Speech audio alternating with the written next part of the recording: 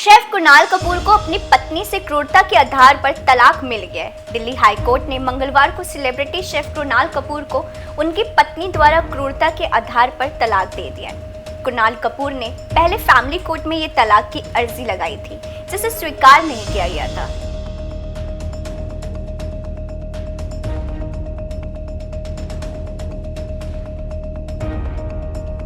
Chef Kunal Kapoor की शादी साल 2008 में हुई और कुणाल साल 2012 में एक बेटे के पिता बने थे। उन्होंने पत्नी के खिलाफ मामला दर्ज कराया था कि शादी के दौरान उनकी पत्नी उन्हें और उनके परिवार को धमकाने के लिए पुलिस को फोन कर देती थी। उन्होंने आरोप लगाया कि सितंबर 2016 में जब वो स्टूडियो में मास्टर शेफ इंडिया की शूटिंग कर रहे थे, तब उनकी पत्नी उनके नाबालिग बेटे के साथ स्टूडियो में घुसी और वहां हंगामा खड़ा कर दिया। वहीं व्हाट्सएप चैट में भी ये भी सामने आया कि पत्नी कुणाल को अपने बेटे से भी मिलने नहीं देती थी, बल्कि वह कुणाल से पैसे भी मांगती थी।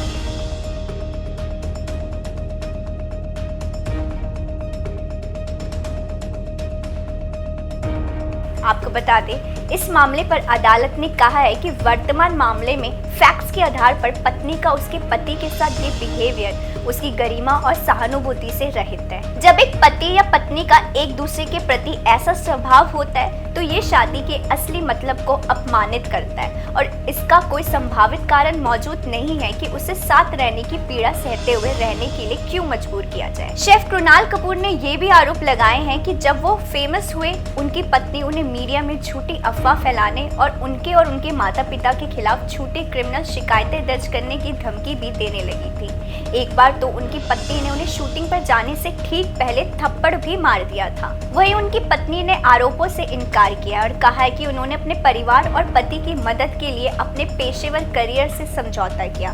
पत्नी का आरोप है कि ससुराल वाले लगातार घर का काम करने की बजाय नौकरी करने के लिए ताना मारते थे और छोटे छोटे कारणों से बार बार उन्हें अपमानित करते थे।